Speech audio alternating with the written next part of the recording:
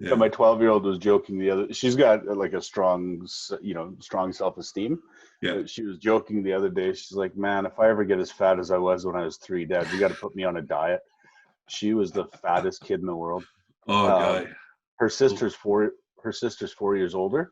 Yeah. And when they were 2, when the younger one was 2, the older one was 6. They were the same weight. Oh, no way. Oh yeah. Oh, yeah. wow, little Michelin baby. Oh, she was. Yeah, she had more wrinkles like a pug or a bulldog. Oh, see, now I want to just attach embarrassing pictures of the kids to this whole thing. And if you send me an embarrassing picture of your daughter, I'll include it in the credits too. Okay, and that's where we're at, and that's where I'm going to say hi. And I'm your favorite Uncle Jer, and with me today is the lovely and talented Chad Haggerty. No, seriously, man. I'm looking at you right now. You got the whole Mr. Clean thing going. Very studious. I mean, the plaid. I mean, if nothing else, the plaid is working, yards and distances for you. So yesterday would have been the last day of Calgary Stampede, so I feel like I need to wear plaid to be part of the city. Well, and you know what? Calgary is one of those. I like Calgary a lot. I spent about 6 months there when I was 19 and messed up. So good time had by all. And I grew up in northern Alberta, so I called Calgary all kinds of names growing up. Calling it home is just starting to feel comfortable, but I actually love the city. Great place to live. No, and it's clean. Like, I mean, it's seriously very clean. I mean, I grew up in New West and Vancouver and Kamloops. Lovely cities, beautiful cities, not always the cleanest cities. Calgary, that was the one thing that you notice as a person from the outside is, damn, that city is clean. Yeah, so much parkland and so many bike trails, which I really appreciate these days. When I was in a city when I was younger, it was Edmonton, and I think same thing. Love the city, but there were a lot of areas that they weren't as aesthetically pleasing. Yeah, well, still love the city though. Edmonton's a shit show. I can't even fathom it. I mean, it's when I watched hockey, I would wake up at 3:00 in the morning every night just to hate the Edmonton teams. Generally, like all of them. Fair. I didn't care if it was a curling club. I mean, if it was from Edmonton, it was bad. But we are here today, and we're just gonna talk. And one of the reasons that I asked to speak with you is, a couple reasons. First of all, you have an experience that most Indigenous people will never have, and I'm gonna ask for your lineage and talk about where you're from and who you are, and how that relates to that. But it's as one Indigenous man to another, and as myself being involved with child protection and social work, youth work through my career. It's always good for me to talk to somebody else who has gone into a profession that a lot of us steered far the fuck away from. And so, yeah. I mean, I'm sure, and I'm sure we'll talk about this more, but I mean, your experience growing up hearing about child welfare and social services was probably the same as your experience growing up hearing about police. Stay the fuck away from them because no good will come of it. Well, yeah, I mean, you didn't talk to cops, you didn't talk to social workers, you just really didn't talk to social workers, because as much as cops had to go before a judge, social workers didn't. So it's your on. So it's I'm interested to talk to you about your experience with the Mounties. I'm also very interested. I'm interested in talking to you about burnout, because I think that for a lot of us, I mean, when we spoke the other day, that was one of the things that really kind of resonated with me, is that whole frog in boiling water thing, because I've been there like 4 times. It's one of those situations where I don't think we recognize it as much as we should. And as far as mental health, because our communities being healthy is tough to do sometimes, and when you have these high stress jobs, it's even tougher. So I'm really interested to talk to you about that. Yeah, no, that sounds good. I'm glad we're just keeping it light and airy today. Oh yeah, no, this is walk in the park. I mean, let's talk about your history of trauma. But realistically, I mean, the conversations need to. Oh, the trauma falling out my ears. Well, we can do it NPR style if you'd like, and we can change the tone so it's nice and pleasant, so that white people will listen to it. No, I think they want to hear. I mean, we've got the advantage. We've got that borrowed privilege, right? We're a couple of chameleons. Yeah. We both look like white folk, and grew up with the Indigenous experience. So. Well, I mean, I tell people, my first company was called White Sheep Solutions. And it's because, I was the white sheep of my family. It's hard to be the black sheep when everyone else is darker than you. So it's, what are you drinking? I got Sol today. I've got, there we go. Spiced rum and ginger. Nice. Very good. Very good to have you here. So let's talk a bit about you, kids, enough about you. Who are you and where do you come from, man? Yeah, who am I? Well, I usually describe myself as a dad, Métis, ex-cop. I've got 2 daughters, 12 and 16, both strong, forceful, annoying, lovely young ladies. No, actually, they're pretty good. Yeah. I don't know how that happened, but they're really good. I'm originally from northern Alberta. There are 8 Métis settlements in land-based Métis communities in Canada, and they're all in Alberta. I'm from one of them, the East Prairie Métis settlement. So although, as I mentioned, I do look like a white guy, my family's largely Cree. Grandmother was disenfranchised, deregistered from the Indian Act. Subsequent to her experience in residential school, she never returned to the res. And back in the day, if you were off the reserve, you were no longer a legally defined Indian. So she ended up moving to the Métis settlement, and that became, the culture. That's the culture that I identify as. We didn't do powwows and sweat lodges. No powwows, not at all. Sweat lodges very rarely. When I was a kid, that wasn't our thing. We were Catholics, because that seemed to be the option. Spent time as went to a Catholic school, was an altar boy for a few years. Didn't like that. I joked that I was too ugly to be molested, so I didn't get chips and chocolate bars. So too much. Nice. Too much. Okay. Yeah, it's some of that. Like I'm just saying. I mean, we're not for kids, but I mean, because my family's Indian Catholic too, man. I mean, we just never went to church unless there was a body in there. I mean, if it was a wedding or a funeral, we were there. Yeah, but, exactly. I think the only pictures I have of me dressed up as a kid, in fancy clothes, was for First Communion or whatever the other one was that we had to do. But yeah, I grew up. My mom her first language was Cree. She spoke Cree spoke English with a strong Cree accent.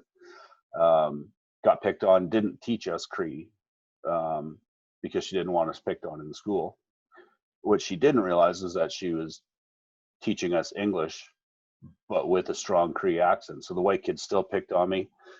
The kids from the local reserves picked on me as well because I sounded Cree, but didn't speak Cree to any. I mean, I knew when I was going to get punched, and I knew when it was time to eat. That was about it. So I grew up. I was a bookworm, a geek the whole time I was growing up. Tried college right out of high school. Was in education, hated it. Decided to join the Mounties because I could afford that. I had always dreamed about being a lawyer, but we aspired to one day be called poor compared to whatever the hell we were. So very different. Then I joined the RCMP to change my life and get away from High Prairie, the hometown where I was. Got posted to St. Paul, the Satellite First Nation, and it was exactly like growing up large Indigenous community, strong Métis community in St. Paul as well. So a lot of the same issues, a lot of the same problems. I mean, I could talk more. Since we're going to talk about trauma, I should probably throw in a couple of other things that are sort of pertinent. Okay. Dad was an abusive SOB. So I was the oldest. I have 3 younger sisters and mom in the family, and so I used to I used to piss him off intentionally, so he'd vent on me and not on them. Not that he didn't vent on them. It's just I got to be pretty good at setting him off. Not good. And since we've talked about, our borrowed privilege because of our appearance, found out when I was 19 that the reason I look so different from the rest of my family is because mom was sexually assaulted by a white dude. So that created an interesting dynamic in the family, let's say. So I was trying to deal with that, and then I'm taking all of that trauma into a job into policing in communities where that sort of trauma, unfortunately, was not uncommon. I'm not going to say it was common, but we dealt. Of course, as a cop, you're getting called to that stuff. You're not, families don't call you to say, pop over and see how wonderful our relationships are. Well, you're dealing with people, and I come from a similar thing where encountering that trauma on kind of a regular basis is just kind of what you do. I know what it's like to reside within that 15 bottom percent of society where that dysfunction is rampant. And that's where I come from too. So I don't want to gloss over it in the sense that, I'm happy you're here, and I'm happy that you're able to talk about it, because a lot of us die. I don't want to minimize that point. You and I can be pretty glib about this shit because we got lucky, but I don't want to undersell the fact that I'm fucking lucky. And I think for sure. Too. Yeah, absolutely. And a lot of us die. I remember when I was posted in Bonnieville, I had a bad week, and I'm not kidding. It was, shot at one day, jumped by 3 guys a few days later, and then attacked with a bat and stabbed a few days after that. Just a bad week. But didn't deal with the trauma, didn't deal with the emotions. When I tried to bring it up to supervisors, I was, it was kind of mocked. And so when I wasn't dealing with it, I did what people commonly do. I turned to alcohol and escapism. I played video games like I was a professional. Didn't engage with the people around me because, you understand, and I've generally found that people that work emergency services, and I am including social work in that because it's trauma services, nurses, medics, fire, whatever. When you try to talk about your professional experiences with people who aren't in the profession, and even with people who are but haven't had the same experiences, when you see the reaction to your trauma on somebody else's face, that adds to your own burden. So talking to people is hard as hell. It's crazy hard. My wife at the time was a police officer. She actually had backed me up on one of the calls that came after the fact, but was there in a support role. And when I tried to talk to her about things, I'd see the emotion in her eyes, and I felt like I was burdening her and making her trauma worse. So I just clammed up and didn't talk about it. And there was a night when, I was sitting in my basement, or it was an afternoon.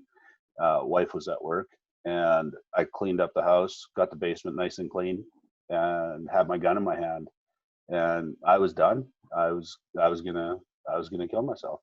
And the reason I didn't, and it sounds like the dumbest thing in the world, but my dog walked in, and wouldn't leave me alone.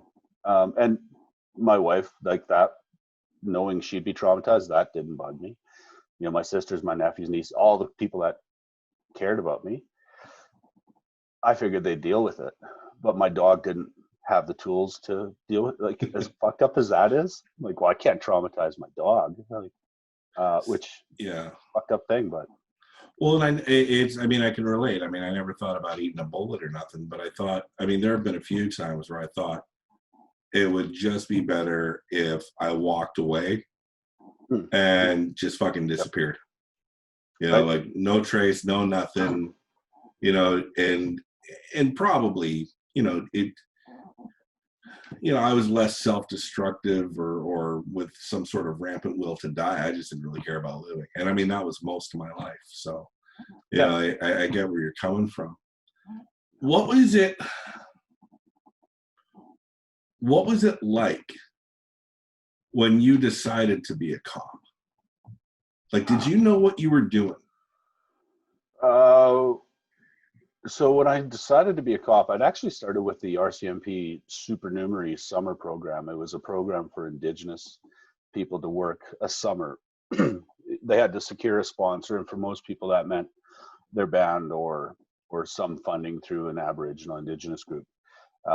My home settlement sponsored me, and I was in the process. I'd already applied to the RCMP, so they paid it. So I got like an insider's view of the policing role, and I thought I was good with it. I thought I was set. Went to training, got posted, and I think it was day 3. My trainer said, "Can you find your way to the reserve?" And I said, "Sure." And he goes, "Good, get your own vehicle. I have shit to do." And you know, within that first shift, you know, I'm dealing with domestics and, you know, huge emotional problems, and I'm like 20, 21, whatever it was at the time. I didn't have a clue. So, you know, the old phrase, you know, fake it till you make it, kicked into high gear.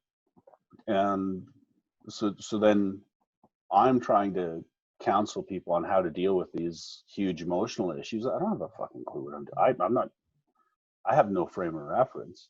You know, I very quickly got a couple of divorces under my belt just so I could relate to people. You know, it was I only did it for the job, you know, for the job. It was only so I could relate to people. I thought that was a huge sacrifice I made on behalf of the citizens of Canada. But well, you get your NVCI training, you get some hand-to-hand, you get a divorce. I mean, it all goes with the package. Right, exactly.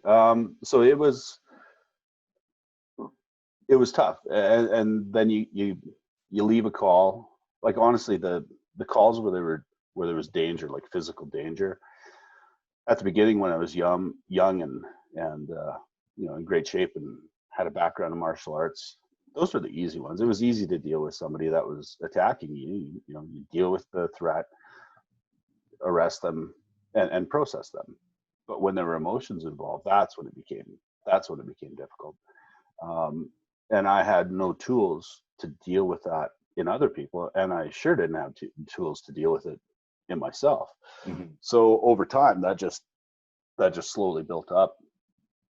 And you know, I remember after my first daughter was born, like 6 weeks later, I went to my first sudden death with an infant. It was a SIDS death, horribly tragic. But yeah, I couldn't shake that, and it didn't make any sense, right? It's killer once you have your own kid, isn't it? It's different. It's because when my first daughter was born, I was working downtown in Vancouver, and China White was happening, and a bunch of kids ODing, and one of the kids that I met, an Indigenous kid, I walked past him. He was in a doorway, and he had the nods, and fuck. It just killed me, you know, because up until that point, they were all just younger versions of me. But now they were older versions of my kid, right? And it killed me. So when did you feel like a cop? I probably had about maybe 3 or 4 years service. And then I started to feel like I'd been to enough calls, and I had seen enough situations that I felt like I was starting to find my balance. But it wasn't until, you know, 8 or 10 years service when I actually felt like I had the tools to deal with whatever came across the plate, whatever got dispatched. So I guess, I felt like a cop then, in the sense that I felt capable of being a cop. Working in a small town, you feel like a cop in some respects, like immediately, because I shaved my head in a cancer fundraiser, you know, my first summer, and I kept it shaved pretty much since then. I see you're still in the fundraiser. Yeah, exactly. I still donate occasionally, just to, uh, but uh, but the so everybody knew who you were, and I mean, when you're mid-20s, 6'2", 230-pound bald cop, it's pretty easy to identify who you are on duty or off duty. And I played baseball and engaged with the community. So in that sense,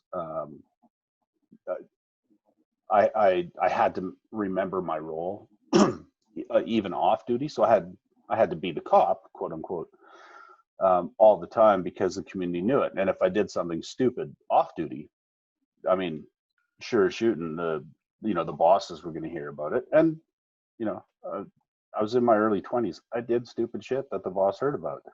Nothing, nothing horrible. Just maybe I had a couple pops more than I ought to have, and staggered home, and that was enough for in a small town. Yeah, The it's cop being fishbowl. drunk. Yeah, exactly. So Yeah, there's no good way to do that in public. no. So then it became a thing where our watch would, three of us were about the same age, and we just disappear out of the town we worked in and go to a big city where we could be anonymous idiots, and Yeah. and that was it. So Well, and I mean, honestly, it's a better idea. Now, yeah. within that, I'm going to ask a question, and I'm going to preface it with a little story. So a few years ago, Shannon was going through her divorce, and for those of you who don't know, Shannon's my wife. And her ex at the time decided that he was going to be Father of the Year. And, we think his motivation was child support. We think it was, malicious toward, anyways, he made an egregious report to the director, MCFD. And so we had to go through this investigation. Obviously, it turned up nothing and everything was fine. It was slow as hell and it was whatever. But it was at that point in 2013, I had been on this side of the desk for 18 years, right? And I had been, a foster parent, and I mean like a high-level foster parent. And it was the first time, not just professionally, but in my life, probably since I was a kid, that I felt like an Indian. Yeah. And so I wonder, was there a time on the force where where it changed, and instead of feeling like a cop, you felt like an Indian? Yeah, absolutely. And I've talked about this in the media a fair bit recently with the RCMP denying systemic racism. I was just another cop with a bunch of cop co-workers, and life was good. I was the reserve I was working on was really busy. It was a lot busier than the town that the main detachment was in. And after about 2.5 years, I asked for a transfer into town just to get a slower pace for a little while to catch up on file work, and just take a breath. So that was granted. I transferred into town, and a senior police officer was transferred out to the reserve. And he left me a note one day saying, "You were hired because you're an Indian. You should be on the reserve with the rest of the Indians. I got transferred out because your work sucks. You're a piece of shit," et cetera, et cetera. Yeah, I still have the note kicking around somewhere, and he's still a cop in a very high rank. And I need to find it and just like send him a photocopy just to be a dick. But I love karmic retribution. well, I mean, it's appropriate in this day and age. I mean, the head of the RCMP in Alberta is struggling with whether or not he believes there's systemic racism, and that wasn't systemic, I would say. No. It hinted towards it with the hiring practices, but I wasn't hired as an Indigenous person. I applied as regular white guy, because I knew that would get thrown in my face, and I wanted to be able to say, no, I was hired in the regular stream. End of the day, it doesn't matter. But that was when I realized that, okay, there is a difference. Maybe not for everybody, probably not for maybe not even for most people, but for some people, despite the fact that I look like a white guy, I'm just an Indian in a uniform. And because there's a connection in some people's minds between merit and heritage, the fact that I was in uniform meant some more eligible white dude didn't get to become a police officer because I, affirmative action my way into the job. Yeah, And when you think that you're graded on a curve, I've never wanted that. I've never wanted to be graded on a curve. yeah. Yeah. So, and I mean, before that, I'd heard comments about Indigenous people, the tropes of, the drunken Indian or being called chief or scout or half-breed or whatever. It was so common that, I just got used to it. And to be frank, I probably played into it. I remember one day complaining about, the nature of the files I was dealing with. And because I was on the reserve, all of my files dealt with Indigenous people. And I remember complaining about, being frustrated about working with Indians, quote unquote. And I mean, I remember myself saying that now, and I'm like, what a total dipshit. But I did have a senior Indigenous member officer pull me aside and go, okay, not good, not appropriate, not right. What you're doing is embarrassing yourself, your family, your heritage, and you need to step back and reconsider how you're approaching, the community and the people. And but that's how insidious the view of Indigenous people was in the RCMP. And it was, I mean, yes, where I worked, but everybody I worked with, other members I knew from other detachments, it was the same. If you talked about working Indigenous policing, there were some things that you could expect. Mm-hmm. and that was one of them. So I stopped feeding into it. And when you ask, was there a time when you felt like, an Indian, not a cop? That was probably around that time. It was probably around that 2.5, 3 year mark.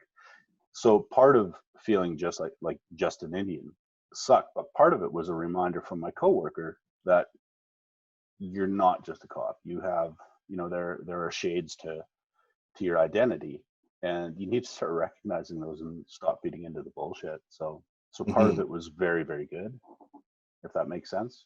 It does. I mean, it's one of those things where, I think for all of us who carry a visible or noticeable heredity into our job, we carry an identity with us. I think it's, I mean, I think there's fatigue. I think there's burnout. And so this is where I'm going to say, because I got told I was a bit long the last time. So if anybody wants to pee, right, this is the time, right? I'll wait for you. Don't worry, I'm not listening. No, it's okay. You go. I can wait. Here, press pause. Yeah, do that. Okay. And now we're back. There we go. So it to me, even though that's 2-3 years in, and you had what, like an 18-year career? 17. Yeah. So it sounds like even back at that time, though, you were starting to experience burnout, right? Yeah, definitely. So how did that look for you, and how did that work for you as a cop? So it became, in order to deal with that, I had a couple of really good friends. Some were police officers, some weren't. And trying to escape the job as much as possible became part of the goal. Sorry, bug flying past me. Part of escaping the job. Like, I just thought it was an acid flashback. I'm gonna be honest. Okay. Yeah. But in a small town, I mean, you can't escape the job. Like I said earlier, you're always, the bald cop, and so then you do the next best thing. And for me, the next best thing was, pack it in a box, cover it with other shit, and ignore it. And then in hindsight, I look back at some of the things I did and say, okay, yeah, that was definitely me trying to deal with burnout and find some. I looked at transferring to a different police organization. My wife and I had actually talked about maybe transferring we actually had Portland, Oregon for some reason picked out as, there's our escape route. It's still policing, but it's very different. So maybe the arrest or a change is as good as arrest kind of thing. Made poor choices. It cheated on my wife because that's invigorating and wise. And we eventually dealt with that. But by and large, when it came to dealing with burnout, the one thing I tried that should have been healthy was going to a psychologist. And the psychologist, great guy. I'd met him on a few courses where he had, proctored or taught some sections. And he was really easy to talk to. The problem was that there was this huge stigma in the RCMP around going to a psychologist or admitting that you had, mental health issues, or that you might get labeled with mental health issues. So I would go. I would say nothing to nobody. I mean, it was as secretive as anything you can imagine. But worse than that, when I was going in for the sessions, I wouldn't say or do anything substantive. I didn't trust the process. I didn't trust the RCMP to keep their hands off. Whether or not that was accurate doesn't matter, because if you're not going to engage with your psychologist, you're not going to have any success. Yeah. So I basically just bottled it forever.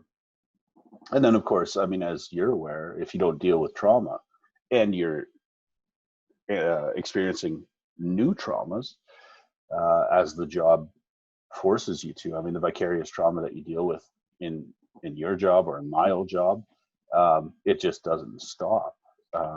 So eventually things got to the point where I couldn't deal with it, and and had a situation with after the bad week where I went to a supervisor and said, like, things are getting really bad. I haven't slept in a couple of days.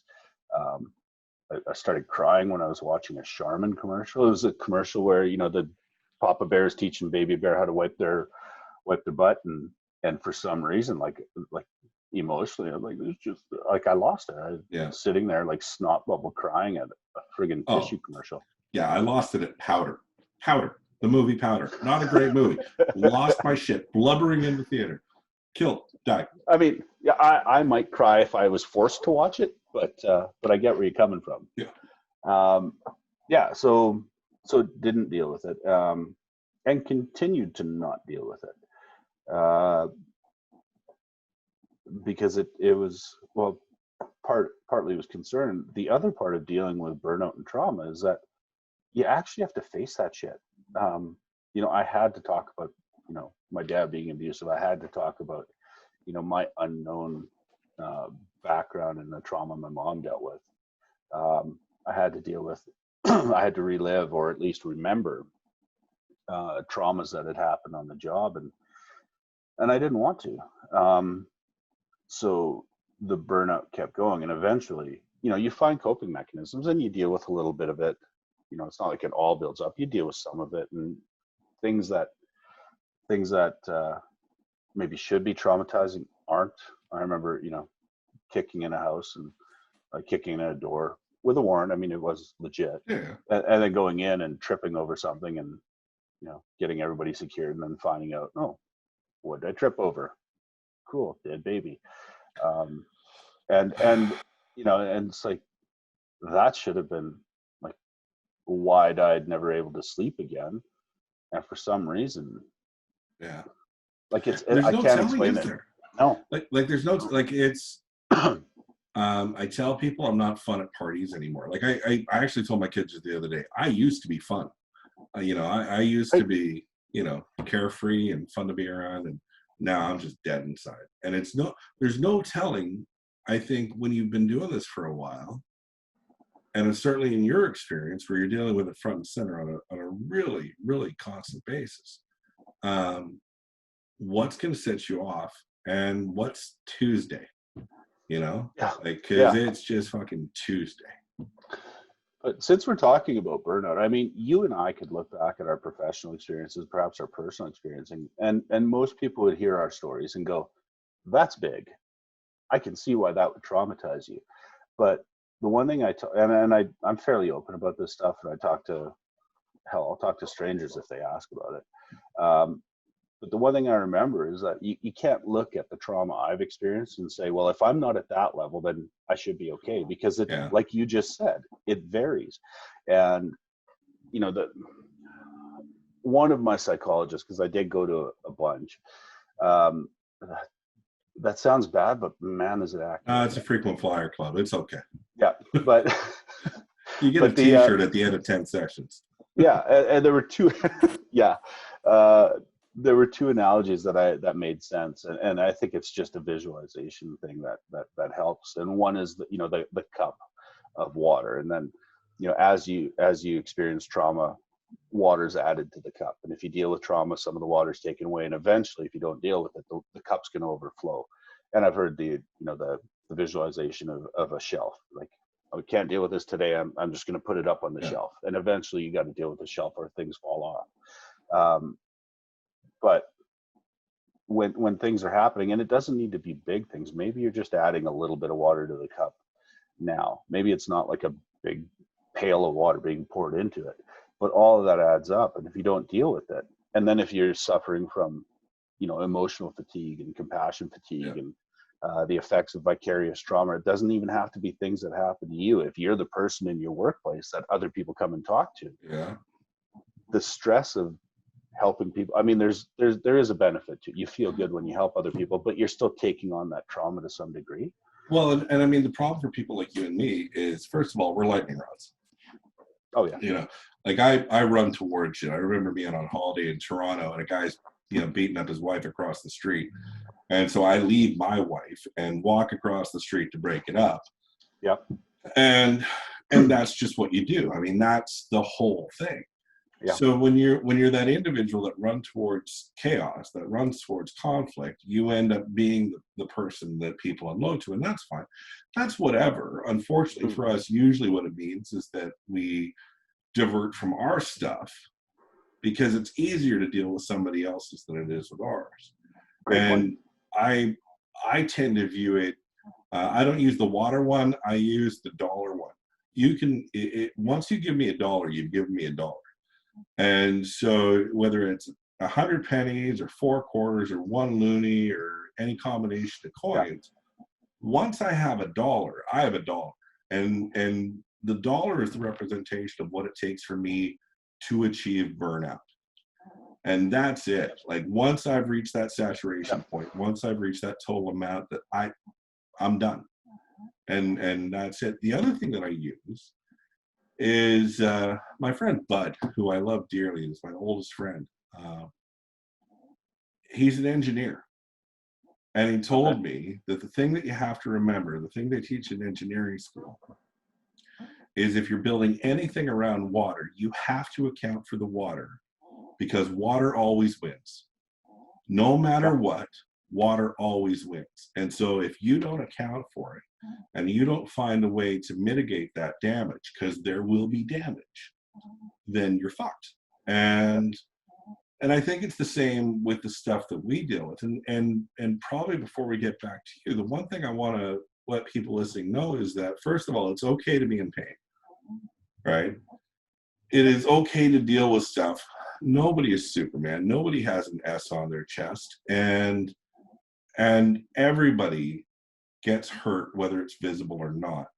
And the thing to remember about what Chad and I are talking about is the stuff that we're telling you is the stuff that's safe to tell. There is a litany of shit that I'm not going to broadcast or discuss, first of all, because it's not safe. Secondly, it would leave me in tears. And so if you're having that kind of pain, I want you to reach out. You can even reach out to us. I'm sure we'd take phone calls or emails. But you don't have to carry it on your own. That was a lesson I learned on my second burnout. So it's what did burnout look like for you? Oh, I'm told that I'm really good at carrying it until I'm not, and I could carry a lot. So burnout eventually looked for me like, in small stages, looking back, fatigue, or so I'd either be sleeping all the time, or the flip side of it, I'd sleep 3 or 4 hours, and then have a dream, wake up, couldn't sleep. And to this day, if I get 6 hours of sleep in a night, that's an amazing night. My partner and I have been together for 7 years. We sleep together, like in the same bed. maybe once every 3 or 4 months. I still have nightmares. I still toss and turn and disturb her sleep, so we just don't. So burnout for me, and then it also came down to my engagement with the people around me. I tend to withdraw and turn inward. And I get short-tempered like you. I remember being fun at parties, and I remember being invited because people would say, oh yeah, he's got great stories, great jokes, and I could tell the stories in a way that I'd light stuff and skim the surface, but enough to amuse people, right? And then that became harder, because when I can't see the humor or the light side of my life or my experiences, I can't fake it and pretend to I can't talk about it. So so burnout for me looked like withdrawal from social things, from people that cared about me, either fatigue or an inability to sleep or a combination. For the longest time, I turned to alcohol. I've never said that I'm an alcoholic, and I still have the odd drink, but I do carefully limit I can't remember the last time I had more than like 3 or 4 drinks, like on in a day. It's just, I just don't. Well, it's a coping thing. Yeah. Yeah. And I think trying to stay who I am now and, be the better version of myself means staying away from those things. And normally I'm fairly compassionate. I mean, that's one thing. I've always been, like an emotional person. And when I stopped caring about people that try to engage with me, that's one of the first signs for me. If somebody's telling me a story and I have complete apathy, it's either somebody that's boring as hell, or I'm sick of listening to their stuff, and there are very few of those people in the world, or some part of my brain is saying, you're at capacity, you don't have room for this. Mm-hmm. So now I try to be incredibly self-aware. I was out for coffee with a friend yesterday, and new friendship, but seems like it's going to be a good friendship. And I'd mentioned that, yeah, you might hear me processing, like thinking out loud and processing emotions out loud. And the reason I do that is because I need to remain self-aware, because when things sneak up on me, my life gets bad. And the worst example, or best with an asterisk example of that, was the wife I mentioned, who was a police officer. I wasn't keeping track of myself. I wasn't seeking help. It wasn't even an argument. Like, we weren't arguing about something, but she came in and into the computer room where I was playing a video game. And I think she said something about, we got to go because we were going somewhere. And I turned around and I grabbed her. Flat out assault, like there's, ended up getting charged and eventually pled guilty to that. She didn't pursue charges for about 7 or 8 years. And I understand why she didn't, because it's a horrible process. And she was now dealing with her own trauma in addition to being a police officer. Her husband had been a dick and hurt her. So that's not, like, I never want to be in that place again. I never want to create a victim again, and especially not somebody who, at the time, was the love of my life. Thankfully, that, or when the charges finally came about, that was my, cranial rectal inversion moment. Pulled my head out of my butt and actually sought and engaged the help that I needed. So I like to think that the person I was then and the stress I was dealing with then, that's not me today, that I've changed. That said, that wasn't me 10 years before that either. So I had descended to a point where, there was no conscious thought, but this action somehow was allowable in my brain. So now I try to practice mindfulness, which sounds hokey dokey, but trying to, doing body scans or self scans or taking time. Like I think it was before the official talk, I mentioned to you that this weekend I cleared my slate and did nothing work related, nothing stress related. And part of that is because I know that, COVID and court and articling and all of this stuff has been stressing, and I needed time to just decompress a little bit. Mm-hmm. So hung out with loved ones, went for coffee with a friend, got some exercise, and just did that, because I can recognize now a lot better when I'm starting to move into a zone that would even begin to be classified as burnout. And so I don't think we've mentioned it, but after I left policing, I went back to school, went to law school, and I'm a student at law. I'm articling with a criminal law firm. So again, another job with a lot of stress, and you're dealing with people's traumas, and you have a lot of responsibility to help people address the things in their life. So one of the things that I'm doing differently in this role is I'm incredibly upfront, like I was with my friend yesterday. I'm going to process this. I'm going to process it with you. The reason I'm doing it is because I want, number one, I need to say it out loud. Number two, I want there to be a check and balance on my processing. And if there needs to be a correction, I want to do it with people I trust, so that I can modify my approach if need be. I'm trusting the people around me a lot more. And I'm letting myself, or in some cases forcing myself to reach out to the people around me. I'd said that I stopped talking to the people I cared about because of their reaction. Mm-hmm.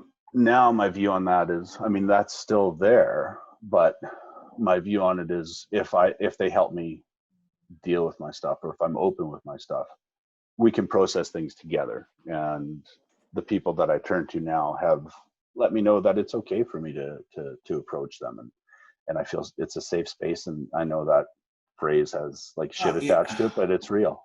Well, I think the thing is that we're talking about a situation that seems night and day, because we started talking off about the frog in boiling water, and I'm just trying to connect those dots between, because for both you and I think, I talk about my grandpa sometimes, and my grandpa was in residential school, and that abusive nightmare in his childhood,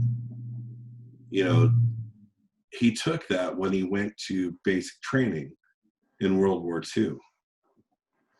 Wow. And I think it made it really easy for him. I think basic training would have been a fucking cakewalk after residential school. Yeah. Because there are, the limits were probably loose, but there were limits compared to what he'd experienced. Oh, absolutely. And it's a totally different thing. And there's a desensitization that comes with it. I was never a cop, but I was in cadets, and I was in tough courses. Actually, the course I'm most proud of is called Practical Leadership, and I took that at HMCS Quadra. It was later. There were several human rights violation charges that were brought up against the course. I'm just going to say that. But that was easy for me. It was easy for me to go to trauma. It was easy for me to be around abusive language, conflicts, all of this shit. And I imagine it was no different for you. And so when I think about how that burnout evolved, I think about the structures that were in place within RCMP, social work community for me, youth work community for me, nonprofits, where there's an expectation of endurance, and so when did you realize that was happening for you?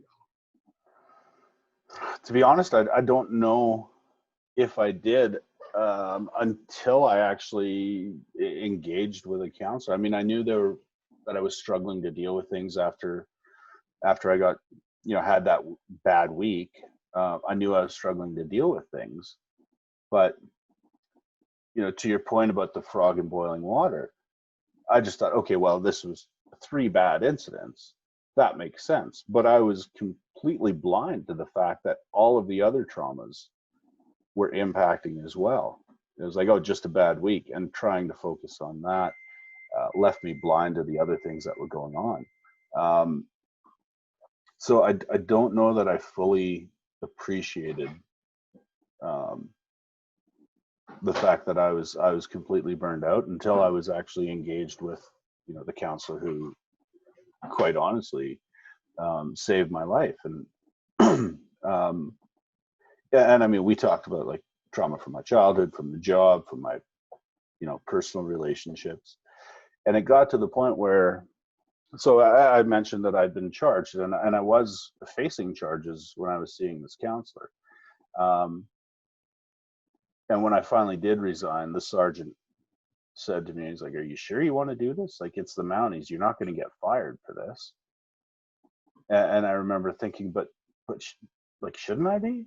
I mean, I'm going to plead guilty to assaulting like, I should. Anyway, with the counselor, I realized that as long as I was policing, as long as there was some part of my brain that worried about my safety because of the job I was doing, that worried about my, you know, emotional security or my ability to trust the people around me, because by that point I really didn't trust cops, which, considering I were one, kind of messed up. I mean, if I knew them, yeah, fine, I could judge the individual. But as a whole, if I met a police officer, I mean, if I got stopped, and I did get stopped occasionally, you know, for speeding or, you know, check stops or whatever, my heart raced like I had a body in the trunk. And to be clear, I didn't. But my heart raced like I did. So I got to the point where I realized I can't do this job anymore.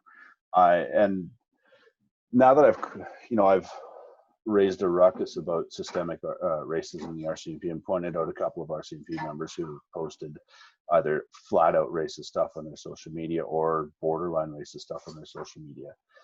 I'm getting a lot of people commenting on Twitter like, "Oh, you couldn't hack it as a Mountie, and that's why you quit, you wife beater." And I'm like, okay, I pled guilty to that one. Can't really argue it. You couldn't cut it as an RC. Well, no, I couldn't. I wasn't suited to be an RCMP officer. I wasn't suited to be a police officer because at that time when I left, I hadn't dealt with my stuff. I didn't have the emotional capacity, and to be frank, I didn't have the personal integrity necessary to do the job. Because it requires a lot of emotional courage. It requires of police officers a ton of fortitude and a huge degree of integrity, and I didn't have it. Mm-hmm. So when people say, and I think it's funny that people are trying to insult me, saying you weren't cut out to be, you couldn't hack it. Yeah, you're right. I sure couldn't. That's not an insult. You're just quite correctly pointing out the facts. Well, it brings to mind, I mean, other talks that we'll have on another day where we're talking about screening and the requirement for the RCMP to get better and how they get more healthy, because you were an ideal candidate. You were tall, you were young, you were built, and you were environmentally suited to a life, because not everybody makes it through basic. You know, no, we started with 24 and we finished with 16. Yeah, basic's designed for attrition. Basic is designed to break you down, and you made it through. So I hold my hands up to you for that. We're starting to run a bit long, so I'm going to close up, and I'm just going to ask you, when you look back, because somebody out there might need to hear it, right? What would you tell you after that bad week? Like, you look back at you now, what would you tell you? I went to a corporal to ask for help. And when I was rebuffed, when I told him that I was, you know, in tears and crying, his response was, "Do I need to get you a tissue and a teddy bear?" What I would have told me, or what I would, if I could go back and tell me, I'd be like, keep saying it to people until somebody listens. And that requires a lot of strength. Because every time you say it and you get rejected, or every time you say it and you see the pain reflected in the people around you, it hurts. The pain that other people are reflecting when you talk about it, they can deal with it. it's not your responsibility to deal with their pain. If they care about you, and if they're having an emotional reaction, it would signify that they do. Let them help you. Get yourself better, and then you can help each other. But if people offer to help you, then accept it. Don't make it your responsibility to protect them. That's their responsibility. Sorry, I kind of went in like 5 different directions. No, it's all good. Look, it's, I guess the message that I take away from it is that it's probably something similar to what I would have said to myself too, which is keep letting people know. Don't be diverted. Those tactics are to divert us. Those tactics are to keep shit in the box. Yep. And you're right. Keep letting people know. And if people aren't responding, it's not because they don't care. It's not because they don't give a crap. It's often because people don't know what to do. But if you keep letting people know, the right ears will hear you. And now I try to be those ears for people, and I do monitor my own well-being. And then the other thing is find a counselor, find a mental health professional. Neither you nor I, despite all that we've done to address our own mental health, neither one of us are equipped to guide somebody through that. We can do the Band-Aid first aid stuff, but first aid is usually done with the intention of, get you to a doctor. Yeah. And my doctor, she saved my life. And if you break your arm, no problem, go see an MD. No stigma attached to that. Well, my emotions were broken, and I perceived a stigma with going to talk to a doctor that could deal with that. And I wish that stigma would come up, and that's why I don't mind talking about my stuff, because it is. Well, and we need to. I mean, at some point, this shit should just be diabetes. Everybody's okay talking about diabetes. Yeah. Absolutely. So we're going to close off. Before you go, one agency that you think isn't talked about enough that does good work that you'd like more people to know about, who are they? The Canadian Cultural Mosaic Foundation here in Calgary. It was started by Iman, a lady here in Calgary, about 11 years ago. Her goal is to engage the community, organizations, to whatever degree possible, to teach about anti-racism and to assist in anti-racist teachings. She recently was pivotal in the city of Calgary and the Calgary Police Service, engaging the public in talks on anti-racism. You can follow them on Twitter if you search Canadian Cultural Mosaic Foundation. Their posts are incredibly timely, but she's been doing it for 11 years. She is an absolute rock star, and that organization is getting shit done. Highly recommend finding them. Good to hear. Now, where can people find you? So I'm on Facebook at Chad Space Wick. Now that I'm saying that, I guess I should change it to my name, but I'm on Twitter at CHAGG164, or you can search Chad Haggerty. It's there as well. A decent mix of mostly legal stuff, focus on criminal law and racism, police misconduct, and a little bit of random idiocy sprinkled in to keep people on their toes. Great. Well, I appreciate. I really like talking to you, man. It's nice to meet another light-skinned Indigenous person, and because we've both heard all the jokes, so that's a good time. Yep. And before we go, 2 things. One, thanks very much for these conversations. Your conversation with Laura was fantastic. You have an ability to draw people out, or at least you did with Laura. I hope this has been okay too.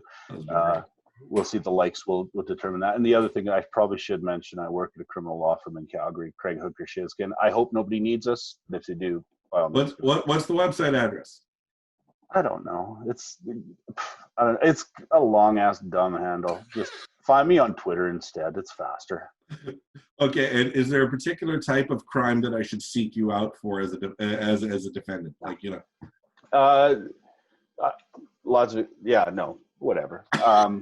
Well, if it's look, financial crimes, call somebody else. right. Frauds, call somebody else. If it involves police misconduct in any way, happy to be here. All right. Well, good to have you, man. I really appreciate it. And so this is where I'm going to say goodbye. I'm going to stop recording. And, yeah, but I'm going to say goodbye. Take Say care. goodbye, Thanks, Chad. Jer.